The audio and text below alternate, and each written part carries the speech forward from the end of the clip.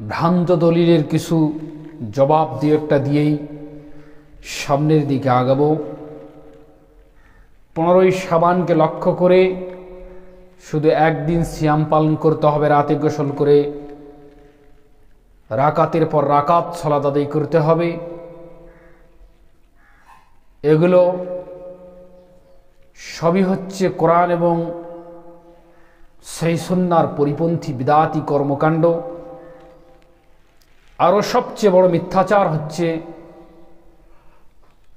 যে শবে বরাতে রাতে কোরআন নাজিল হয়েছে, এটা ডাহা মিথ্যা কথা এবং কোরআন বিরোধী কথা এবং রাসূল সাল্লাল্লাহু আলাইহি ওয়াসাল্লামের হাদিস বিরোধী কথা। এই দুই একটি কথা বলে আমি সামনের দিকে আগাবো ইনশাআল্লাহ।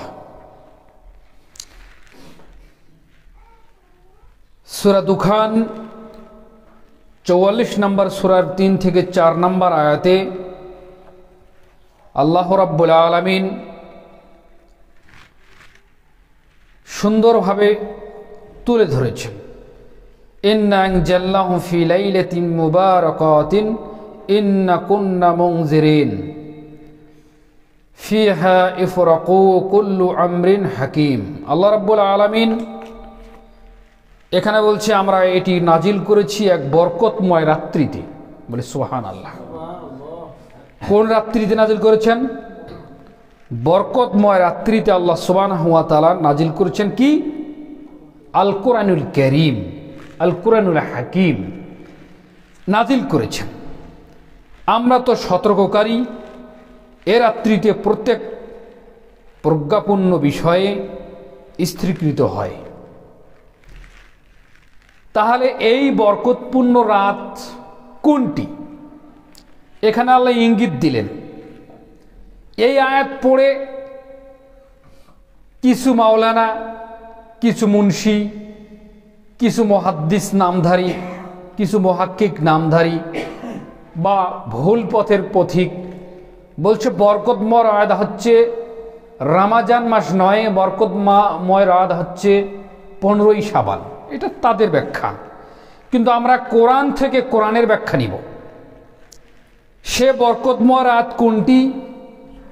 আল্লাহ সুবহানাহু ওয়া তাআলা বললেন অন্যত্র।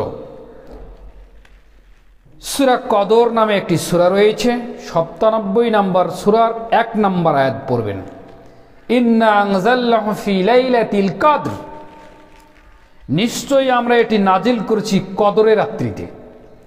তাহলে বরকতময় রাত কোনটি? কদরের রাত। কদরের রাত কোন মাসে হয়? রমজান মাসে হয়। ওইখানে আল্লাহ বললেন আমরা এটি নাজিল করেছি বরকতময় রাত্রিতে। কোরআন নাজিল করেছে বরকতময় রাত, আর এইখানে এসে আল্লাহ বললেন আমরা এটি নাজিল করেছি কদরের রাত্রিতে। তাহলে কদরের রাত্রি হচ্ছে বরকতময় রাত। আর কদর রাত্রি হয় কি মাসে? এখন আল্লাহ রাব্বুল আলামিন বলছেন শাহরু রমাজান আল্লাযী উনজিলা ফীহিল কুরআন,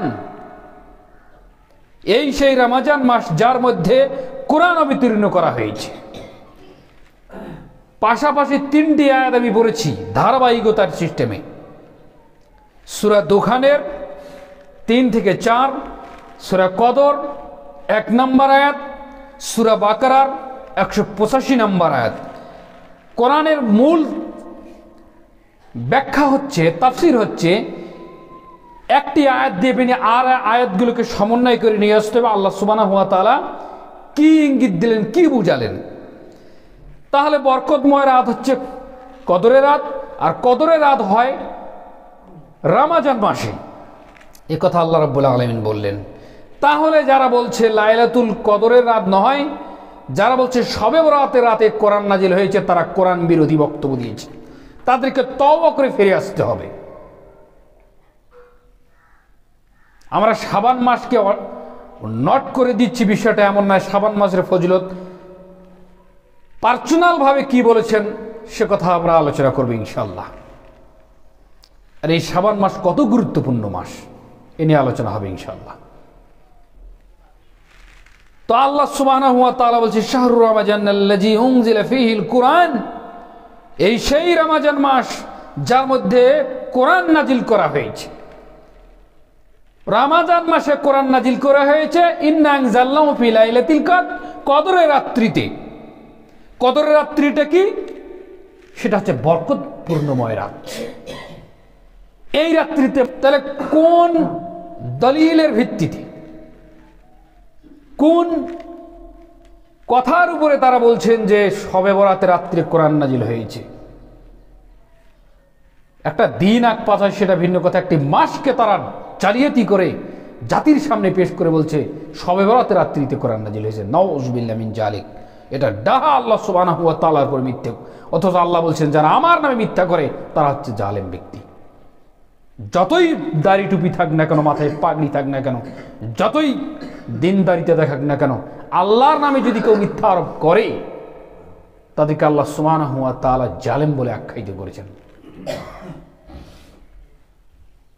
আবার অন্যত্র আল্লাহ সূরা বাকারার ভিতরে বলছে ওমান আসলামু মিম্মান কাতামা শাহাদাতান ইনদাহু মিনাল্লাহি ওয়া মাল্লাহু বিগাফিলিন আম্মা তা'মালুন।